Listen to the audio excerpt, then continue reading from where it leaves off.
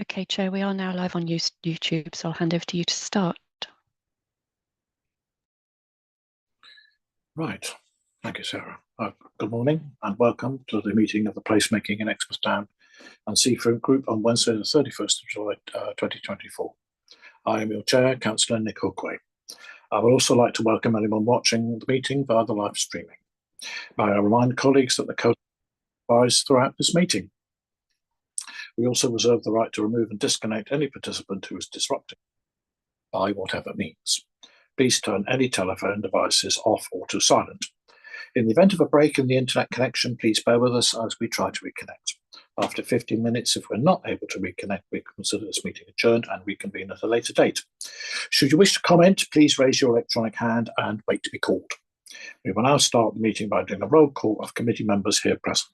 Thank you, Sarah. Thank you. Councillor Hookway, please. Present. Thank you. Councillor Arnott. Present. Thank you. Councillor Hayward. Present. Thank you. Thank you. Councillor Olive. Present. Thank you. Thank you. Councillor Aurora Bailey. Councillor Dumper. Councillor Anne Hall. Present. Thank you. Councillor Matt Hall. Present. Thank you. And from Exmouth Town Council, Councillor Deasy. Present. Thank you. And Councillor Whibley. Present. Thank you. Thank you. And I can confirm that the meeting is quiet, Chair. Thank you, Sarah. Okay. Chair, she didn't call my name. No, you're not on the committee, that's why. Oh, I thought I was. No. All this was confirmed at last full council, so it was all voted through. So I'm sorry, you're very welcome. You're very welcome to be part of the meeting, make comments on, but you can't vote. So I'm sorry. Right, so agenda item 1, apologies. Sarah, do you have any apologies, please? Yes, we have apologies from Councillor Davey.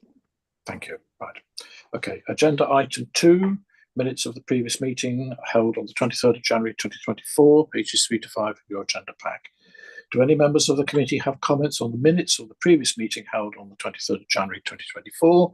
If so, please raise your electronic hand.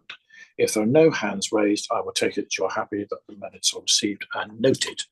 Sarah, did we have any hands raised, please? No, there are none. Right, so the minutes are noted. Thank you very much indeed. Right, so agenda item 3, declarations of interest. This would be done by roll call. When your name is called, please state your declaration, including which agenda item your declaration relates to. State what exactly the interest is and the type of specific interest that you are declaring. Thank you, Sarah. Thank you. So yourself, Councillor Hookway, please. Well, yes, not if affects NRI on all items as I'm a member of Exmouth Town Council. Okay, thank you. Councillor Arnott. None, thank you. Thank you. Councillor Hayward. None at all, thank you. Thank you. Councillor Olive. None. Thank you. Thank you. Councillor Anne Hall. None, thank you, Sarah. Thank you. Councillor Matt Hall. Affects NRI for all agenda items as a member of Exmouth Town Council. Thank you. Councillor Deasy.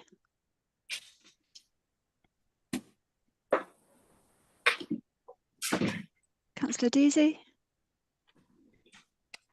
I'll move on to Councillor Whibley. I guess it's the other way around this time. Affects NRI for all agenda items because I'm a member of East Devon District Council, because I'm here on behalf of the Town Council today. So that's, Okay, I don't know that. how you want to write that. That's noted. Thank you. Back to you, Chair. Oh, thank you very much. Okay, so agenda item 4, public speaking. One member of the public has registered to speak, Mr. Digby Morrison, a Democratic Services Officer, will read out Mr. Morrison's statement on his behalf. Sarah, thank you. Thank you, Chair. How does a member of the public challenge the findings and recommendation in the reports on the agenda for the Placemaking in Exmouth Town and Seafront Group meeting? The recommendation is to accept the findings. My challenge is that the findings are clearly flawed, since there is so much evidence, particularly in the appendix, that the public found the consultation process confusing, constructed in a way that prevented them from properly expressing their views, and had not been publicised widely enough or open for long enough to get proper representation. The recommendation is also flawed because the reports show that there was such poor response from people under 30, who are a vital age group to consult. These conclusions seem very clear and obvious to me, having read the reports, so it is very concerning that there is no mention of them in the recommendation. My challenge is that the recommendation is completely incongruous with the actual content of the reports, and that the obvious conclusion to draw from the reports is a recommendation to rerun the consultation with much more publicity, a longer duration, and most importantly, much clearer, jargon-free engagement materials and questions, and with an increased focus on engaging under 30s in order to achieve a better response and credible understanding of resident and visitor views of the plans. I made a comment through the consultation at the time that the construction of the questions was confusing and likely to elicit responses which were opposite to what the question was asking, i.e. the questions are intended to ask if respondents think the plans deliver on each theme, whereas my view is that many respondents would answer how important they thought the theme was, the question in the previous consultation. It is clear from the report that nothing has been done to test this theory, for example, by directly contacting a sample of residents to ask them how they interpreted the question and what they thought their answer meant. I would be grateful if you could advise on how I can get these views considered by councillors. Thank you, Chair. Right, thank you much indeed, and thank you to Mr. Morrison for his letters and his comments. We will bear those in mind in future. Okay, thank you. Right, so agenda item 5, Exmouth Placemaking Plan, next steps, pages 6 to 19. Can I ask Jerry, please, to present the report? Thank you. Thank you, Chair. Thank you, sirs, both. Andy Wood is going to actually deliver a short presentation on the next steps in placemaking as part of this, Chair. It will form part of the published papers subsequently, and then we'll take you through the recommendations in the report. The purpose of this is not to create death by PowerPoint. It's actually quite an agile presentation, quite short, and I have to say that Andy did rather get dropped in at 8:30 this morning, so I really appreciate his support in getting this put together at short notice, as have my colleagues at Democratic Services. Andy, if you're comfortable to go ahead, and I'm happy to take questions jointly with you once we get to the actual paper. Thank you. Chair, Just a minute. Yes, Councillor Chapman, what is this now? Councillor Aurora Bailey can't get in. If Sarah could help her, please. Thank you. Thank you very much. We'll do our best there. Thank you. Okay. Andy Wood, over to you. Thank you, Chair. Just to introduce myself, as you say, my name's Andy Wood. I'm the Interim Director of Place at the District Council. I started at the beginning of June. Just to explain the Place Directorate, because I think it's relevant to large parts of the agenda. So that new directorate brings together some key services within the council. That includes street scene, so things like that come up later in the agenda. So the engineering works in relation to the seawall, for example, our countryside and leisure service, including culture, which is obviously directly relevant for this activity, our planning service, which obviously is again obviously directly relevant to how these plans move forward. And also, obviously, Jerry and the Place team as well, Place Assets and Commercialisation, and Tim. And just to say, from my perspective, it's been really interesting just to understand the work that's been done to date, the potential. I think we've had a quick tour around as well, Councillor Hookway and Chair, in terms of looking at the different sites. And fascinating for me to understand, as I say, the work's gone before, but also the potential of the place and what the placemaking plans are striving to achieve. So that was a context. I'm hoping a colleague in Democratic Services can show the slides and I can just take you through those. Thank you. So a quick overview is the first slide. of what I was going to cover. If we can just go on to the next slide. Oh, is it going to work, Sarah? Thank you. I can do that, can't I? Yes. I'm just going to cover the background and context, set out where we are in terms of the current position and some of the associated challenges, and then highlight the next steps, also set out in the paper, Chair, and then to wrap up with a discussion at the end. So in terms of background, just to remind members, the Exmouth placemaking plan, the draft of that was presented to the group on the 24th of January of this year. That prompted further consultation to be undertaken from the 15th of March. And again, the next agenda item is concerned with the outcome of that consultation process. In essence, the phase 1 of the placemaking plan, the draft plan, identified 13 potential projects with a potential value of around £6 million. And it recognised that further work, I think, is required, including responding to the results of the consultation exercise to ensure we're capable of adopting the plan. And for me, as I say, it's been interesting to take stock of the approach to date, the potential, certainly, but also some of the challenges and how to address those moving forward. I think the vision is really clear from my perspective in terms of those 4 key ingredients around being creative and enterprising, being green, resilient and sustainable, inclusive and prosperous and thriving and independent. And so that for me is a really strong foundation. If you have a clear vision, it's then about how is that translated into particular proposals and projects that can then effectively catalyse and deliver against that vision going forward. So that's a really strong foundation, I think, going forward. Next slide. But I suppose the challenge for me in terms of speaking with Jerry and Tim and others has been that kind of transition from aspiration to implementation. From my perspective, how do I ensure that we've got, as far as possible, complete corporate ownership and alignment across the organisation? Obviously, any plan needs to draw on a wide range of different ingredients to secure what I refer to as collaborative advantage. Everyone's pulling in the same direction and we're trying to harness as many different investment streams as possible. And that's not just within the district, obviously, that's with our partners at the Town Council and the County Council and indeed beyond with the private sector, for example. So how do we adopt, as it says there in the kind of third bullet point, a slightly more entrepreneurial approach? How do we kind of create those kind of fresh ideas, those fresh projects? How do we draw in that funding?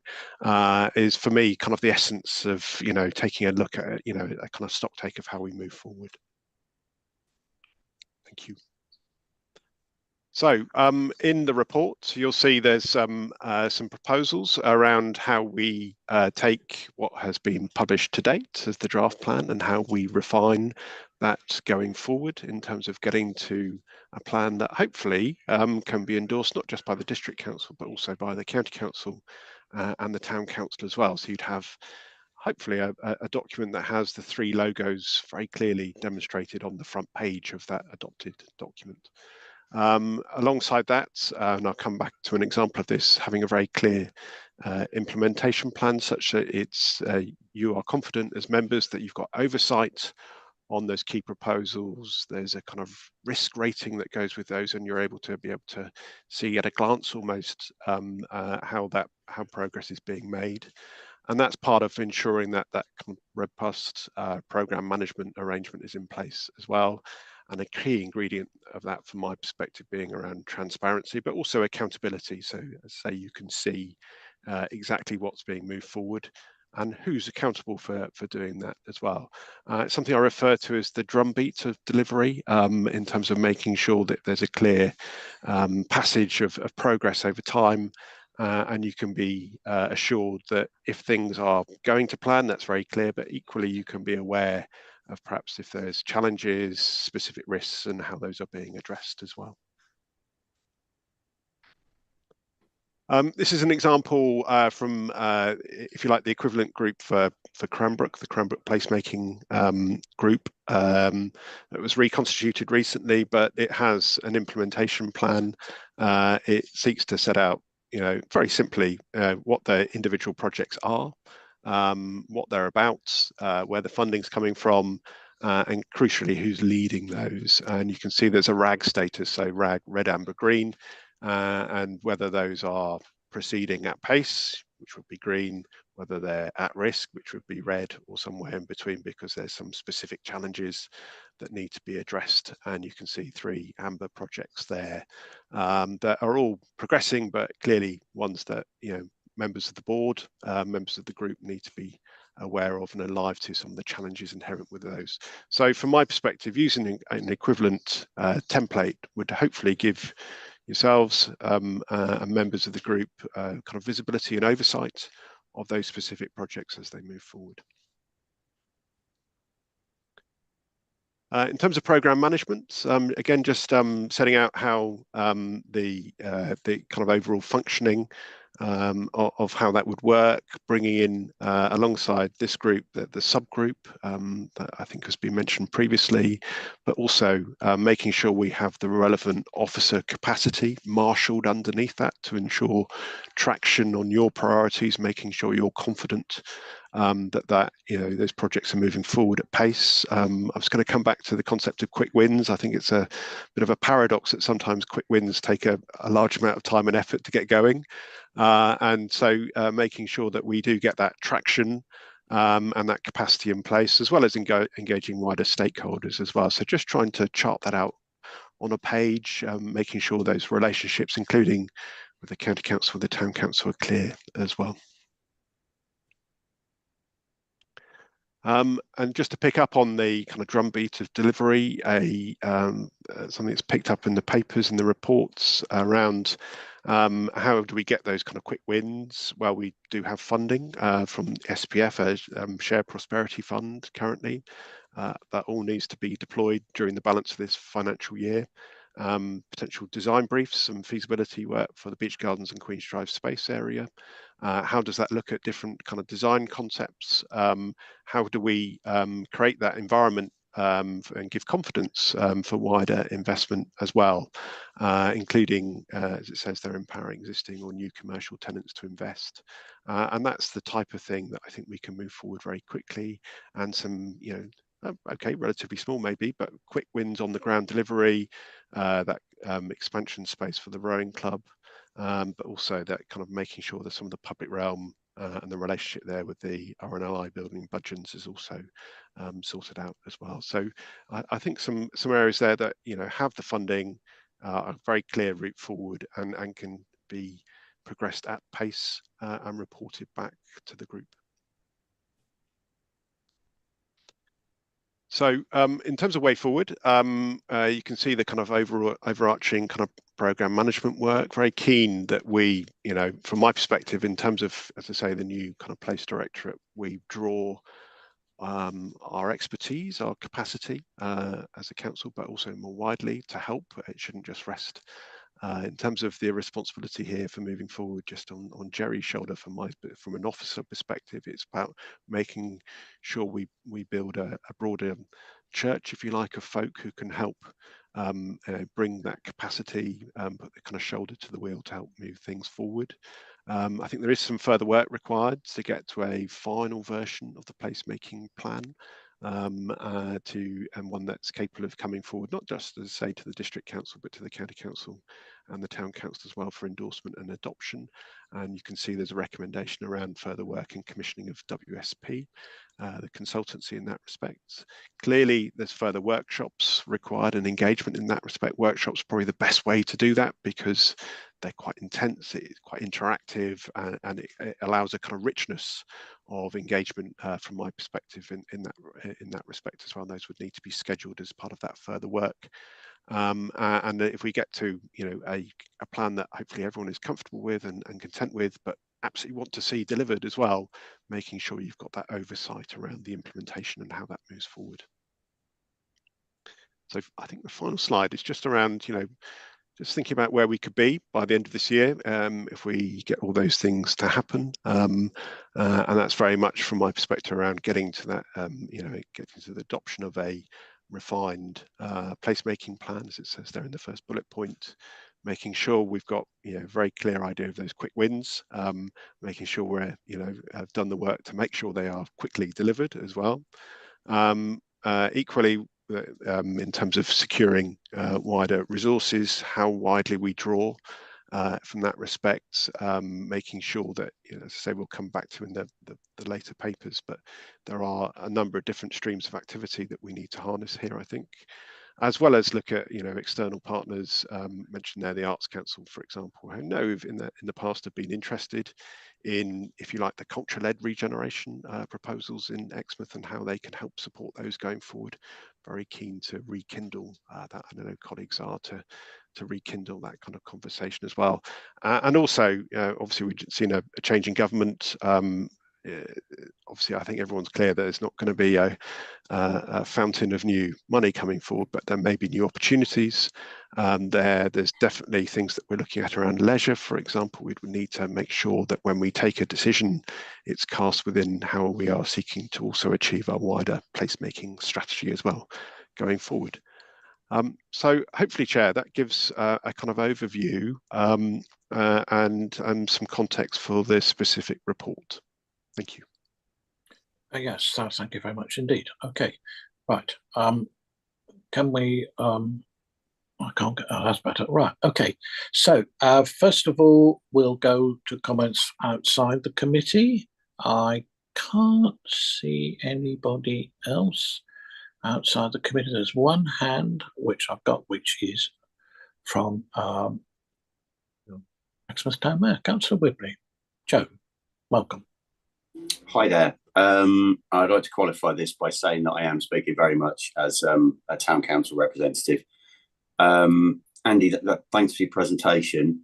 I think there's two things, and they are kind of linked. First of all, in terms of quick wins, if we go back to the origins of this group, it was to do with Queen's Drive, and I think a lot of people in Exmouth, the council included, probably feel that is the quickest win, and the sooner we can see something happening there, the better, whatever that may be.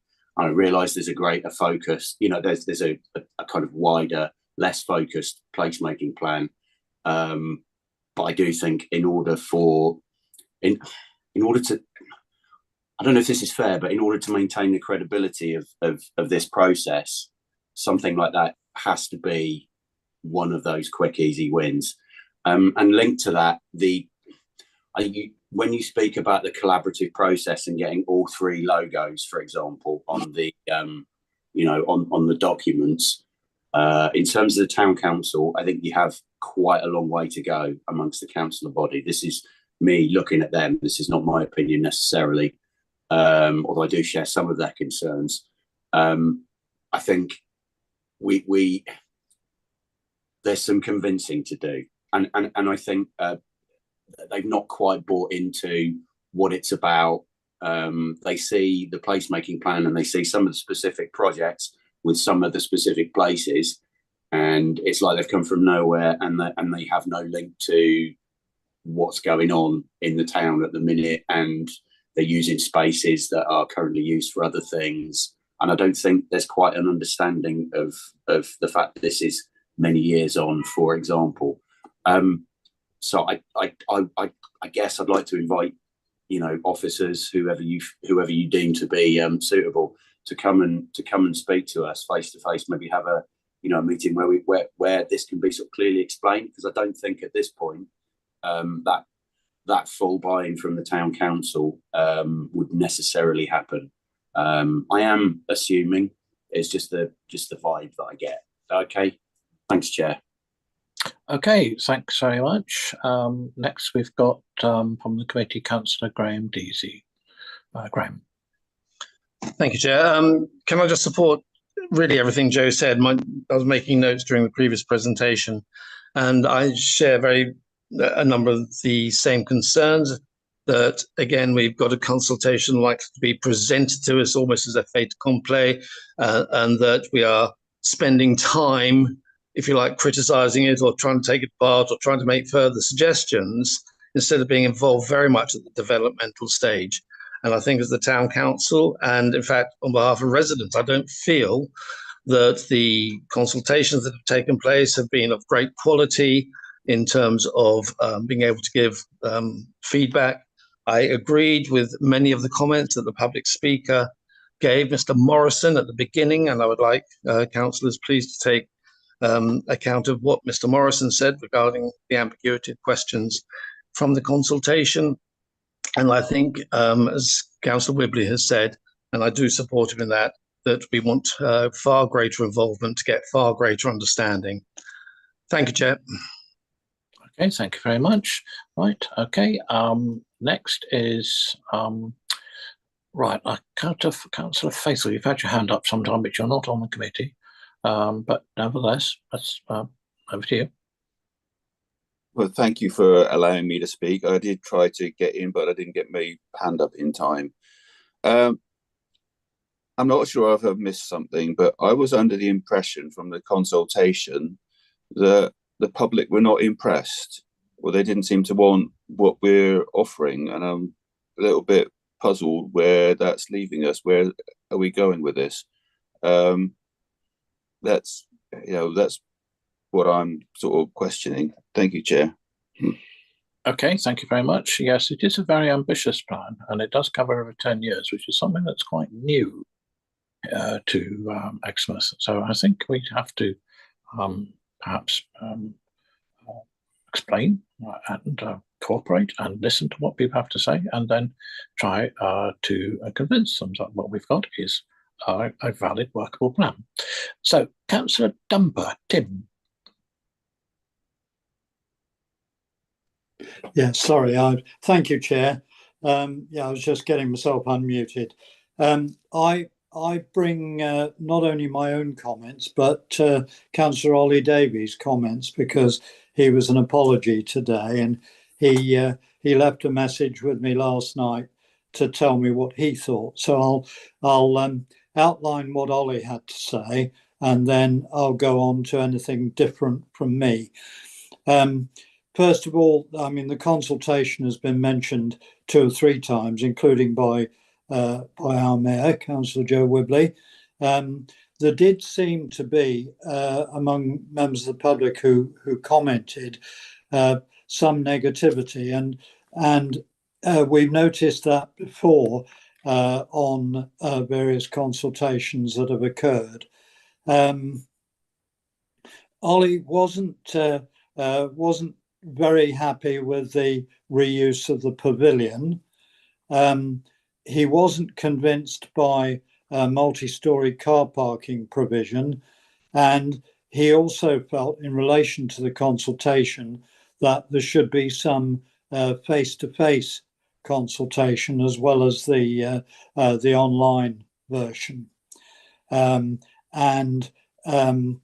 The park and ride idea was, he considered, really quite important to develop that in a proper manner.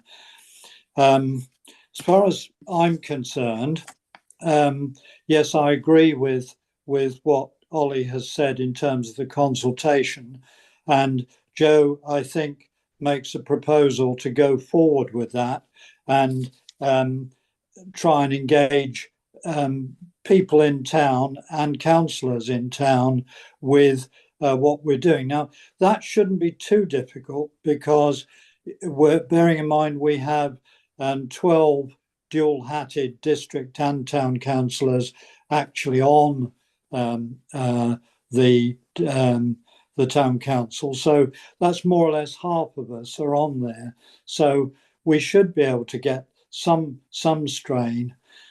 One thing that did concern me when I was looking through the papers was that nothing was said in the reports about the fact that the gateway part of the levelling up bid from County Council has actually been dropped now. So there is a distinct need to rebuild on that interface, if you like.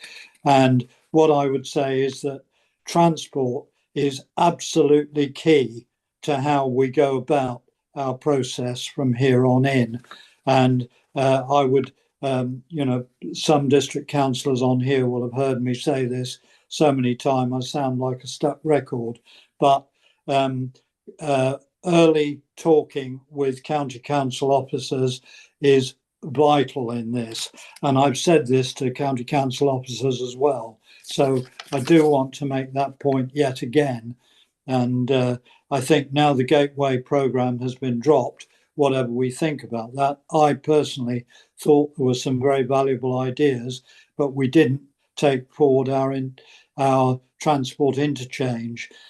Beyond that, I think there is a thing in Exmouth about car domination, and I think we are, by trying to provide yet more car parking in terms of multi-storey, I think we're probably going down the wrong road. That's enough from me at the moment. Thank you very much, Chair. Okay, thank you for those very interesting comments, Tim. Okay, Jerry, did you want to come back on any of those? Chair, just Councillor Bailey has had her hand up long before me. If you'd like to invite her to speak first, I'd be happy to come in then after that. Yes, of course. I do apologise. Sorry, I've just spotted the, forgive me, Aurora. So, Chair, over to you. Right, okay. So, Councillor Aurora Bailey, you need to unmute first. And thank you very much, Chair. I'd like to apologise for coming late. I couldn't get my technology to work at all. I'm sorry, I've missed a lot of the actual meeting. I would like to say thank you very much for the report. A lot of aspirations in it, which I thought some of them are very good. I'm pleased to see that you're actually moving on. With the consultations, I did go to all of them, as you know, Chair.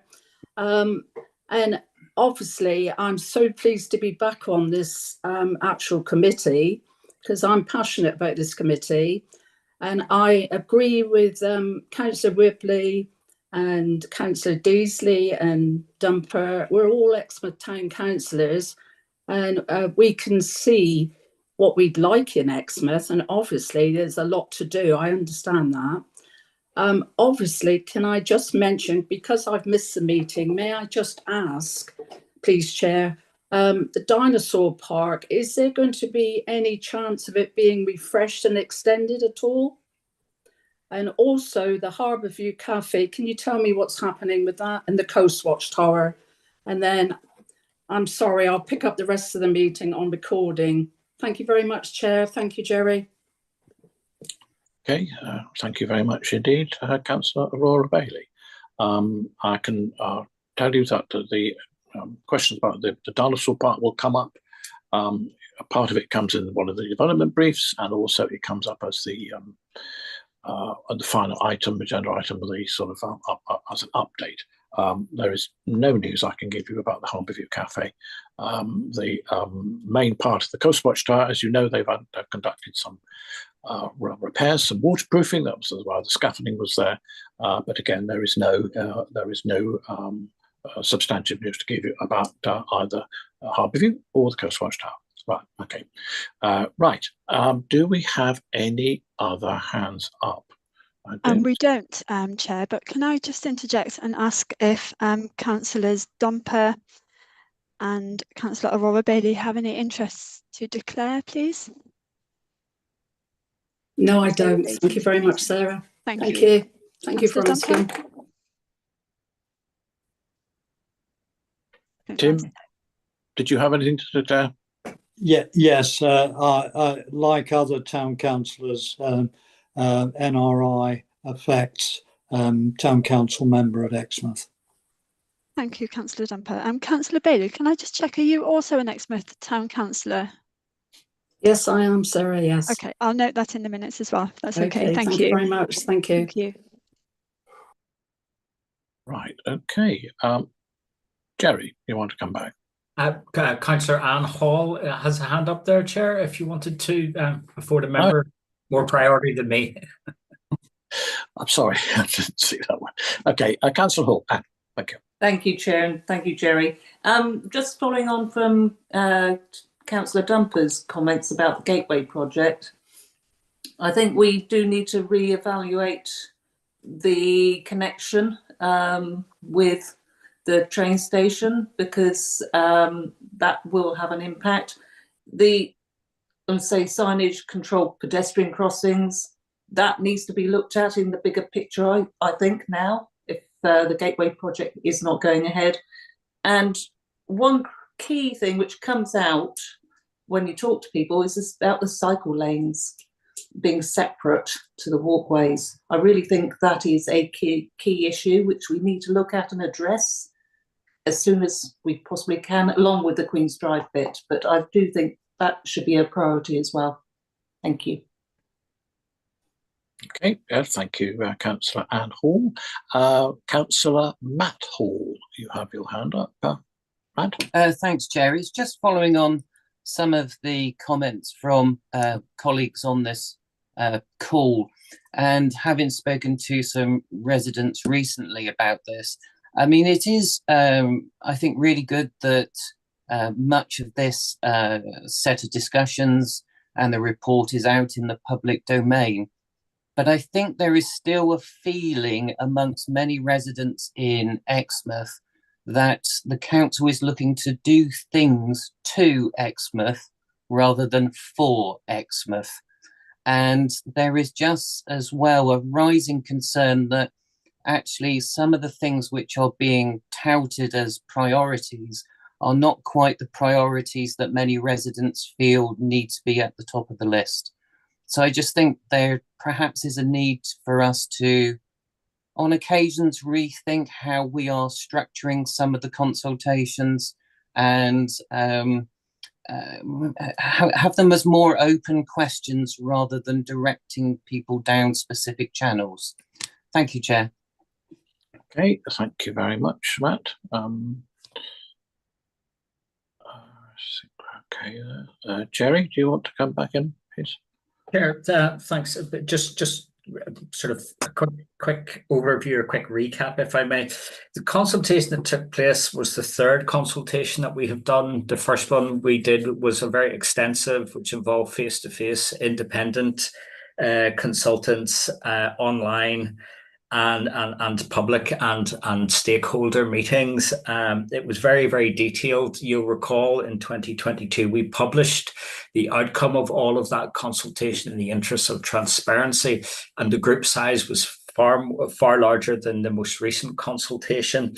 If I had to be a little bit self-critical, yes, I will accept that some of the questions asked, although they tried to follow the same format as the original online consultation that we did in 2022, they don't lend themselves easily unless you're going back to the same group. That is, if I can just pick yourself, Chair, if I'm asking you what you think of the plan and 2 years on, what we've done in relation to that plan, I have to go back and ask you as the same person to be able to make a conclusion that's logical from that. And that is the challenge in any consultation. Our colleagues in WSP carried out a further consultation in 2023.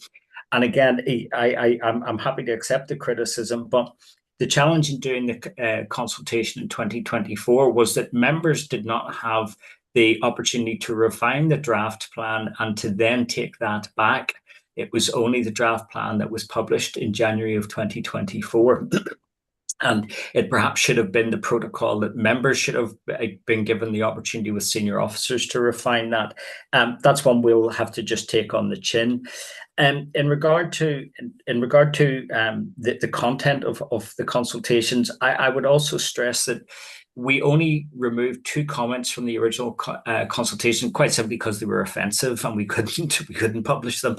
But we didn't filter any of the consultations. We published them, warts and all, for want of a more polite term, and we have accepted that there will always be positive and negative comments, depending on your viewpoint, and we welcome both, because to filter them out that there were only positive comments were done would be somewhat disingenuous, and I don't think it would stand up to scrutiny either to members or indeed to senior officers. In regard to specifics, I'm trying to avoid getting into specifics. We have had mentioned the pavilion, potentially a multi-story, potentially park and ride.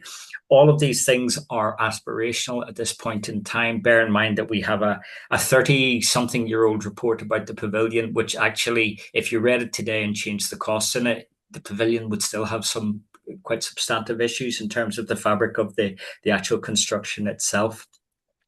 In terms of the specific projects, there is the opportunity to refine those. But what I would say is before we get, we subject a placemaking plan to, for want of a better term, austerity cuts.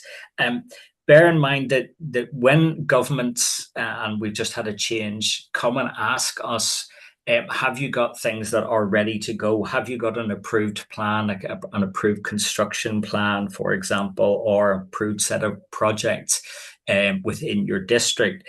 They will be looking to an extent for aspirational ones. A very, very clever person who I spoke with recently up in Gloucester, they got 20 million quid in levelling up in round one. When they went for levelling up in round two, they were asked, do you have a plan? And the response was, yeah. The truthful answer was, no, they didn't. But they were turned down initially, and then 7 months later, they went forward with the plan that they had developed, which was the unfinished part from round one, and they were able to demonstrate that they could deliver on round two, albeit 7 months after the closing date. Now, that's really significant, because what they didn't do is take out lots and lots of projects as a cutting exercise. They left them in because they are aspirational, and it's very important to realise that whilst we will all accept that were we to build a leisure centre, a new pavilion, any of those big ticket items, they are hugely costly. And I've been involved in such construction projects several times in the past. But if you go through and say, well, we'll never do that, well, you're potentially self-defeating. And I think it's very, very important that we keep the aspirational vision of a 10-year plan there. Noting, of course, that it's phased. I move on briefly. Aurora, I'm as passionate as you are about the dinosaur park. It's one of the things being considered in the design brief. We have refined that design brief very considerably, and it's one of the things to do. A facelift is one of the options, just if it helps to reassure you, because I know you and I have had many conversations about that. In regard to Coastwatch Harbourview Cafe, they would reside in phases 2 and 3, not within phase 1. Phase 1 is very clearly published. There's been no engineering of that or anything like that. So I think it's very important. In regard to the hot potato of car parking and the dominance of the motor vehicle in regard to Exmouth Seafront, I think it's very important that members realise that when you speak with Richard Easthope, who's our car parking manager, Richard is a very, very passionate guy and a very constructive thinker when it comes to problem solving. But his message has always been consistent and clear. And it is, Jerry, if you're going to take 60 car parking spaces out at location X, you need to re-provide them at location Y. So the proposal in regard to potentially, and I stress potentially, some form of multi-story, is that you would actually relocate the parking, not do away with it, and not provide additional. You'd be replacing like for like. It's very, very important to try to get that message across. In regard to, in regard to the timing, for example, of the gateway, please bear in mind that the gateway was dropped by Devon County Council in May. The placemaking plan draft was published in January. So we wouldn't start to re-engineer that just on the basis that something has changed. And when we revise the plan and republish that, and I would imagine reconsult, that would be reflective of that. You'll also see that in the design briefs. Very passionate about placemaking. I always have been, always will be. I've been doing it for 30 years. I mean, I think it's really important that we keep our eye on the vision that the document has, and the devil will ultimately be in the detail, but members will have their say in the refinement of that in working through the detail and also getting the buy-in, which I hope will be reflected and will address the comments of Councillor Deasy and also Councillor Dumper and others. There's no need for me to go through the entire list. I trust that helps, Chair. I appreciate officers don't normally make speeches, and that wasn't ever intended to be one, but I thought it was important just to give a little bit more context than we were currently considering. Thank you. Thank you. Okay. Right. So we'll go to Councillor Jeff Young. Jeff, thank you. Thank you, Chair, for letting me speak. Just some feedback I've been getting in the last couple of weeks. We are about to start off a consultation with the PSBOs, that is dog bans on the beach, etc. Already we're getting a lot of comments about cycleways and the cycleway along the seafront being an absolute nuisance. That isn't covered in the PSBOs, so we're going to lose that. But it does give some support to what Councillor Anne Hall is saying about the cycleway.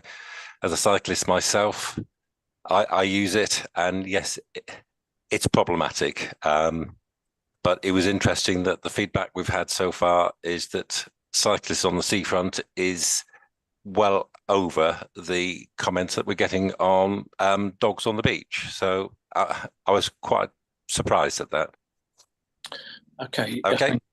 Thank you, Jeff. Yes, I will say that we've had many discussions over the years about the cycleway, particularly one on the seafront. We, as a group, have expressed our wish to get rid of it. I've spoken to county councillors; they want to get rid of it, but of course, it is a question of how to finance it. And I think it's quite a good example, really, of one of the things that we're trying to do with the placemaking plan, which is trying to work with not only town but also county council. And I think when the three councils work together, it will be for the benefit of all councils and all residents, because we might actually have a plan to get rid of that cycle path and make some changes. I think we do need to think very carefully about that. There's certainly issues about parking that I've seen recently where we do need to have a discussion with both councils and have an agreement as to what to do about parking. Orcombe Point, at the beginning of June, on a Sunday, I saw double parking where people were pavement parking on double yellow lines at the end of Orcombe Point. Now, that situation is something that cannot continue because emergency vehicles may not be able to get down to Orcombe Point. We can't have that going on. We have to do some talking. We have to negotiate with both councils and come up with sensible plans and agreements to make life safe and better for everybody. Right, we've got a great seafront. We know that. We must keep it and manage it and, for the benefit of all. Okay, so I'm going to, I've got three people with their hands up. We've got Councillor Wibley, then we've got Councillor Bailey, and then we've got Andy Wood. So, Councillor Wibley, Joe. Hi there. Just a really quick point in response to Jerry. I am reassured somewhat by some of the things that you said.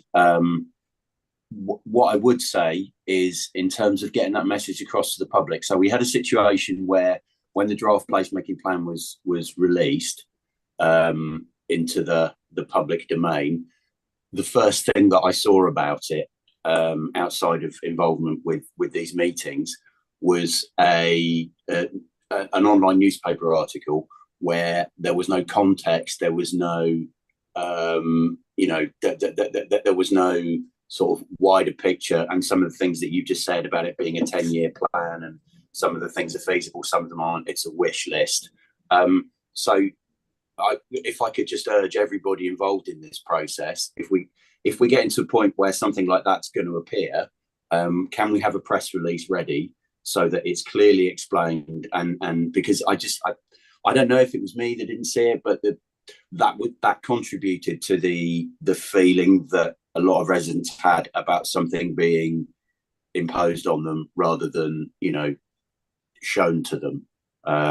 So yeah, just that really quick point. But thank you, Jerry, for your answers. Thank you. Okay, thank you, Joe. Good point. Yes, we'll remember that one. Okay, so Councillor Bailey, Councillor Robert Bailey, over to you. Thank you very much, Chair. Just regarding the parking, I understand what you're saying because I was down there yesterday and there was cars everywhere. But may I just say that if the members of the public could be kind enough not to park in the blue badge disabled spots, it would be appreciated, because the reason that they're disabled is because the people have got disabilities. They may not see the disabilities, but they are there. And unfortunately, I agree with with the parking, but you have to have parking, because there are a lot of people that can't get to the seafront unless they take their car or their scooters or whatever. But it would be appreciated if people didn't park in the blue bays. I mean, there needs to be somebody that would put a few tickets on, would stop it. But I know that's easier said than done, Chair. I just wanted to make a comment. Thank you, Chair. Well, I'm going to say to you, Councillor Roberry, thank you for saying that, because I absolutely agree with you about that, what you've just said.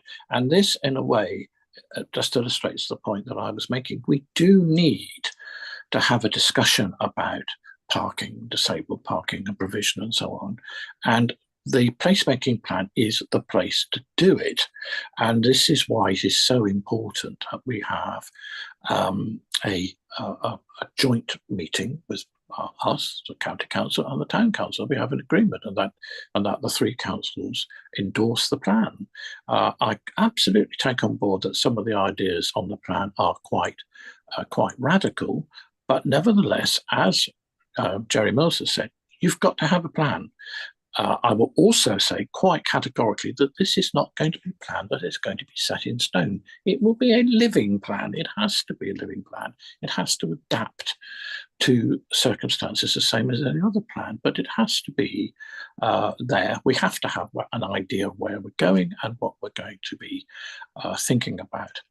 There are lots of issues that we have to consider. I'm not going to go through them all now.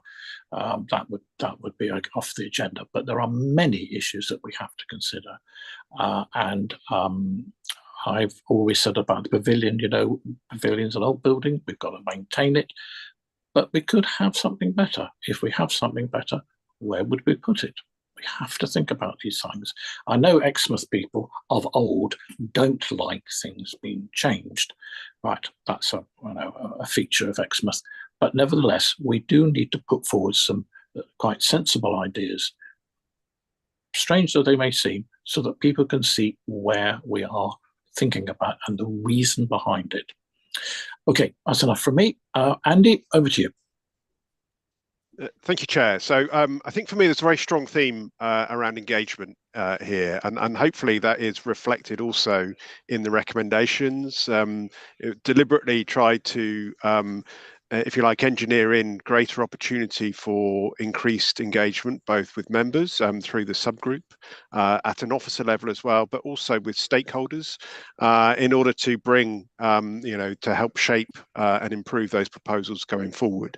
Important to say, I think there are opportunities. I know there's been a lot said around transport, for example, but the county will be working on a new local transport plan in the not too distant future, and there's a definite opportunity to help feed in and influence, if you like, that plan as well. And aspects around like active travel, the cycleways are going to be absolutely key, I think, to that future transport strategy. The other point for me is around consultation, which is, I suppose, slightly different to engagement, but the maxim that you don't make decisions about me without me, essentially, and therefore I think we need to get to you a program that make sure that you're confident that progress is being made, that those opportunities for wider engagement and consultation are clearly identified and are time bound, in the sense that you know when those are going to happen. You can monitor progress over time as well. And thirdly, just to pick up on Councillor Whibley's point, I think the communications plan that needs to sit alongside that, absolutely critical as well. So very much take that away as well. Thank you.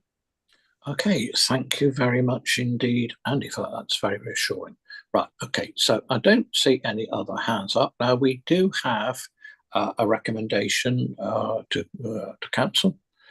The recommendations are on page 8 of the agenda item. They are long. I'm not going to read all through them, apart from the one which is the important one, which is that a budget of £30,000 to £40,000 be made available to appoint WSP to complete the work necessary for adopting the placemaking plan. This will include some workshops in a similar format as we used previously, a revised placemaking plan and an implementation plan will then be taken from a general fund supplementary budget. Now, I would like, please, somebody to propose those recommendations, please. Would anybody be care to recommend and then second that, please? Councillor Bailey? Aurora? Yes, Chair, I'll propose it, Chair. Thank you very much indeed. So we have a proposal for that. Do we have a seconder, please?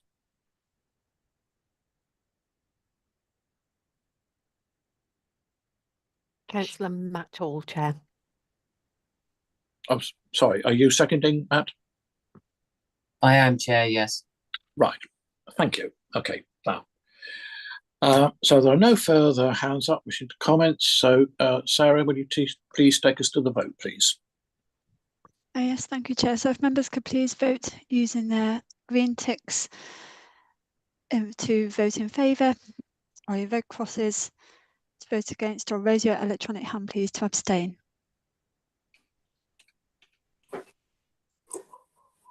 Sarah, can you take mine as for it, please? Yep, I can't find the tick. I'm sorry. Okay, I do thank you, Councillor apologise. Bailey. No problem. So that's 9 in favour, Chair.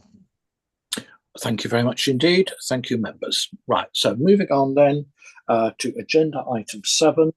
Sorry, agenda item 6, my apologies, the Exmouth Placemaking Plan consultation progress. Over to you, Jerry, please. Okay, Chair, I think we probably covered off a lot of what's in this already. So the consultation was carried out in January, or called for in January. We started it in March. As I've said, I'm happy to accept the criticisms that have been offered, but also would ask that members take into account the 2 previous consultations, which were far more extensive and certainly statistically a lot more relevant. I would have said. The recommendation, Chair, and again, I don't wish to go over the same ground again, is that we note the consultation findings. We have not filtered them. I would stress that again because I don't believe in doing that. I never have. There are positive and negative views expressed. That is what we have stated. And also, there were in the previous workshops held in 2022 and 2023. The next steps in the previous report, Chair, make it clear that the placemaking plan in its current draft will be refined, and that will take account of the comments that have been made, and that will help to inform the direction of travel of the revised placemaking plan, and hopefully getting to that aspirational point of the buy-in across Exmouth Town Council, Devon County Council, etc., which we've already discussed. Chair, happy to take questions. Okay, thank you very much indeed, Jerry. I'm just looking for hands up. I don't see any hands up. Peter, Councillor Faithful. Oh, right, okay. Councillor Faithful, Peter, thank you. Thank you, Chair. I've not taken too much notice of the earlier consultations, but reading through the questions, I think I do somewhat agree with the member of the public who was commenting, who sent in the message. They don't seem the sort of questions that really give you any worthwhile answers. That's to me what the problem is the questions that were put out in the first place. It doesn't give you the sort of things you need. Yes, Thank okay. you. Thank you. Yes, I think we've got that message and we will learn from that. Thank you. Jerry, did you want to respond to that? Chair, not in any way to be defensive, but it is based on the previous consultation, which was quite successful, and it used the same format, which is why we went for the online route, which was the more successful of the approaches used. You recall that we had face-to-face meetings in Ocean, we had meetings with Exmouth Town Council, we did invite the County Council to the consultations, especially the stakeholder ones, and there was also the members of the public who came along. The online questionnaire was overall was the best responded to of the entire lot. So, yep, okay. All consultations will produce a mixed bag, and very happy to accept that as a criticism from Councillor Faithful and others. Okay. Could I just quickly come back to my my comment was not whether it was online or whatever. It was the actual questions themselves, the wording of the questions, rather than how they were presented. They just don't seem answers that give you details that you need. Thank you, Chair. Okay, right. Thank you very much indeed, Councillor Faithful. That's noted. I don't see any other hands here. So, right. Okay. So those that report is to be noted. So that's done. We've noted that, and we'll now move on to agenda item 7, which is the Exmouth general update, pages 51 to 54 on your agenda. Jerry, over to you. Thank you. Okay, Chair. So this just a general roundup of what's been going on. It takes into account various inputs from other teams as well. So it really is just for noting. We have the food and beverage pitches which have been let. We've carried out some facelift work at Queen's Drive in terms of painting the bar and repairing some furniture and the parasols. The event space was marketed by colleagues in the street scene, but unfortunately our operator pulled out. I think the challenge that we have with all of the Queen's Drive traders is that we can only offer them a lease a year at a time. It's very hard for them to invest in that.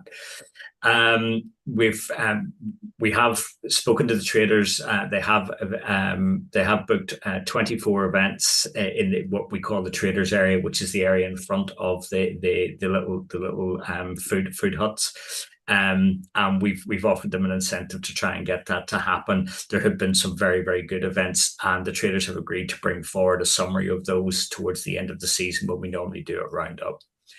In terms of events, the events team have issued 18 fitness licenses across the council, with Exmouth having the most.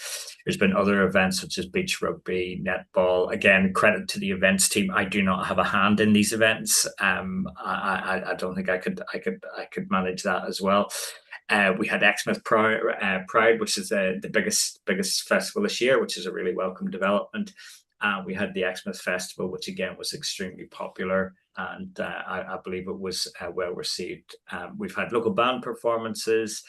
You'll be aware that we have a huge issue with the seawall, and the engineering team have really pulled out the stops. They've completed phase 1, and phase 2 is planned to be completed probably by October, ideally, before the inclement weather tends to kick in, but that's what we're aiming for.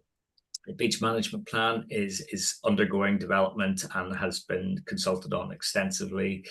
And just finally, there is a proposal with our colleagues in LED looking at skimming off excess heat from a server farm connected to the leisure centre in Exmouth. So the spare heat and the excess heat would be put through a heat exchanger and used to heat water in the building. The levelling up bid, as you know, we've touched on this before, that was withdrawn by Devon County Council on the 8th of May, which is disappointing and a little bit frustrating for everybody. But again, we have previous proposals in for the Gateway area, and again, they'll be subject to refinement. Chair, the report is only for noting, but I'm happy to take questions. Okay, thank you very much indeed, Jerry. Okay, so we've got a couple of hands up, Councillor Whibley and then Councillor Faithful. So Councillor Whibley, jump over to you, please. Hi there. I realise this isn't necessarily the forum to do it, because I don't suppose I'll be watching, but just huge thanks to everybody at Exmouth Town Council for the festival, which was great. Really brilliant event. It was a pleasure to be part of it. And the same goes for Pride. I know that there's a very small team and they work incredibly hard to get that done. So huge thanks to them for what, again, was a great day. It's probably a controversial or annoying question, Jerry, and I apologise in advance. In terms of the exercise space, can we not just open it up? Because I'm asked lots of questions about it, sometimes by kids who see a bit of green grass and want to go and play there. So I took a couple of friends' kids, and they couldn't really get the logic of it when I explained it. So is there any possibility that might happen? Okay. Chair, with your permission, Joe, the situation that we have there is that the fitness activities really haven't worked, if we're absolutely honest, at that location. We're looking at the potential. We have a constraint on it because of the planning consent. And that sorry, bureaucracy intervenes, but I would be open to virtually any reasonable suggestion at that location. It is still a prime site, and I'm quite certain that we would get a reasonable return on letting it out. The situation that we're in at the minute is looking at the design briefs, which is 2 papers ago in the appendices. So we will pull that area into the consideration, bearing in mind that the current, and this, forgive me, the wording of this is horrendous. It's very public sector. So the planning consent that we have at Queen's Drive is permanent for temporary uses. I know, so the temporary uses being the food stalls and what have you, but because we had to apply for it 3 times, it becomes de facto, it becomes permanent. And then if we want to do something different, we've got to go with a fresh application. So the idea is we would do something like a mini master plan there of what we would do at Queen's Drive space, looking at the 3 distinct areas and see if we can get those to coalesce. And there's been an awful lot of work in refining those design briefs to the point where actually they probably, you would barely recognize the very light design brief that you've seen vis-a-vis the detail for that and for beach gardens. So yeah, absolutely, it's on the radar, just to assure you. Okay, right, thank you very much. So we've got Councillor Faithful, then Councillor Aurora Bailey to speak. So Councillor Faithful, Peter. Thank you, Chair. What, if anything, are we doing regarding a second platform? We own the strip of land along, because the platform itself is already in existence. It just needs a second track along the between the platform and the car park to put the second line down. But we're as the landowner own the piece of the strip for the second platform. So are we doing anything at all? Because there was talk by Andy about transport, and surely that's the first place to be looking at for transport is the second line. Sorry, are you talking about the railway station? Yes, the railways. Right. Okay. So it's I'm sorry. I was thinking about the seafront when we talk about platforms. I'm sorry. Okay. Well, that is something that I think is going to be for another meeting, and I'm sure that the rail users group and the town council have something to say about that. And also that, of course, links in with Devon County Council. But that is an interesting point. But I think that's for another meeting. But thank you anyway. So we'll move on to Councillor Bailey, Councillor Aurora Bailey. So Aurora, over to you. Thank you. Okay, thank you very much, Chair. I'd just like to say about that green area. I'm going back a long time when all this started originally, when it was called Splash, which a lot of the councillors may not know, but I do because I've followed it from the word go. That bit of grass is quite a big piece of grass, and originally from the word go, it was for leisure and recreation, nothing else. That is part of that section of Queen's Drive. I know East Devon did use it as a temporary car park, which was very, naughty really, but they had a bit of money out of it and they put it back. But my argument to it, Jerry, and I understand because I'm always asking about the park, if that bit of grass could get used as a quick fix, get planning permission and extend that dinosaur park, which is the most used thing on Queen's Drive. I was down there yesterday, it was jam-packed. If we could give the park that's in there at the moment a facelift and then extend it over to the green space, at least it would be used. And I think that's what Exmouth people want. It wants to be used. We had Sideshore, they had a little tent in there with their climate and environment, and it worked wonderful. Well, they can take that over to the Mallows that's attached to the Sideshore and do that again.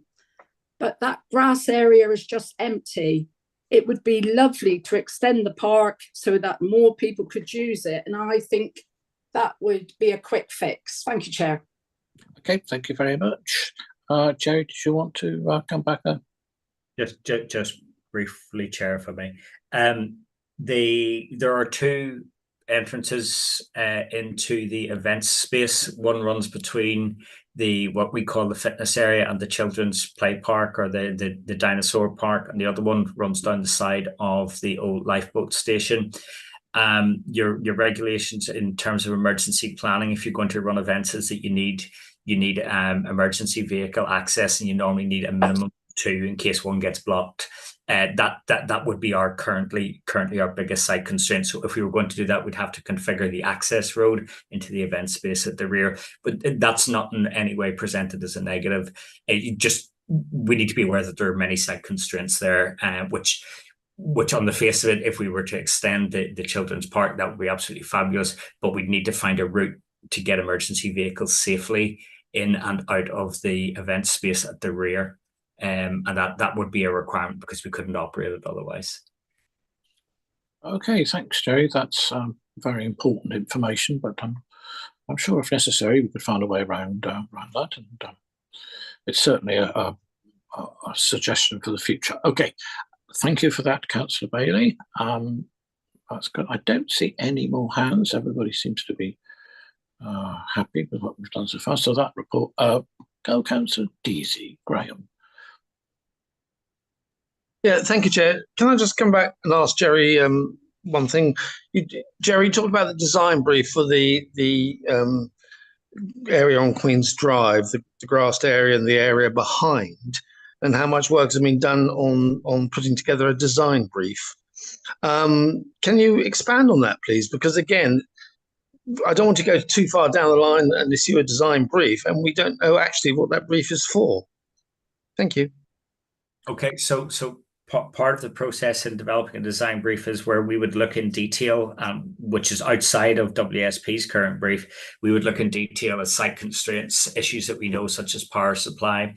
So take, for example, one of the ideas is to try to decarbonize those as event spaces, because one of the comments made by the bowling club whenever the fairground rides were there was that they used a three-phase diesel generator, which generated a lot of exhaust fumes and soot and other, well, unpleasant smells, which wafted rather across the bowling club and indeed right over to the cricket club. So just to give you an idea, we're looking at a three-phase, so clean energy solution there. So that would also improve the flexibility of that space, so the operator wouldn't have to bring their own power supply to it. So I'm just using that as a simple example. One of the examples that came forward from the events team, which I was struck because it was actually in my first week here 2.5 years ago, was that if you look at the site as it currently is, the bar is in the wrong place. And it was very cleverly done, because it was Caitlin Davey who took me over, and she said, "Oh, look at the bar." I said, "Oh, that's really nice." And we walked over to the hedge behind, and I looked over the hedge and went, "Oh my God, there's a dirty great big field back there." She said, "Yeah, that's the event space, but nobody knows it's here." So in terms of trying to get footfall into that traders area, if we were to relocate the bar within the traders area, we could actually enhance the footfall and actually promote the event space. That also potentially gives us the opportunity where I would address the previous comment that I made about emergency access, or access for emergency vehicles in the event of somebody taking poorly, or there being something serious happen at the event space. So in terms of the detail, the idea is not for officers to start designing, because we're not qualified to do that. It's to raise the issues that need to be taken into account. So, you know, there's bat boxes at the back of that.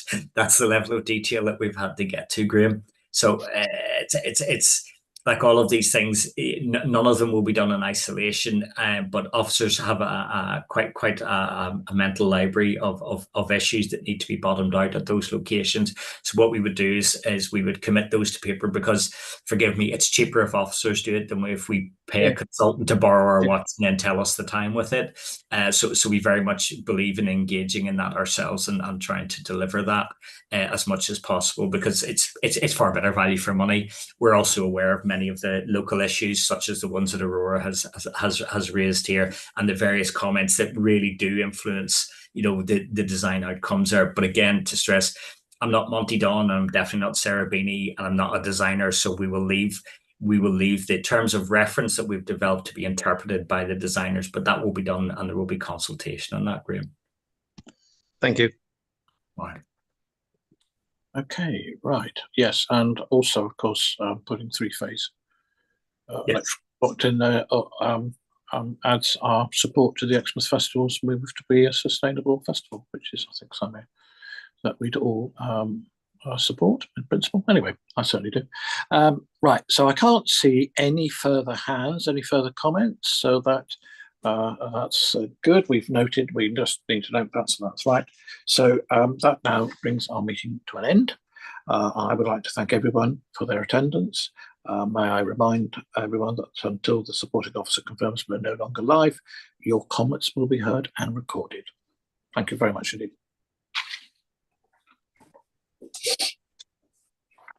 Chair, bye.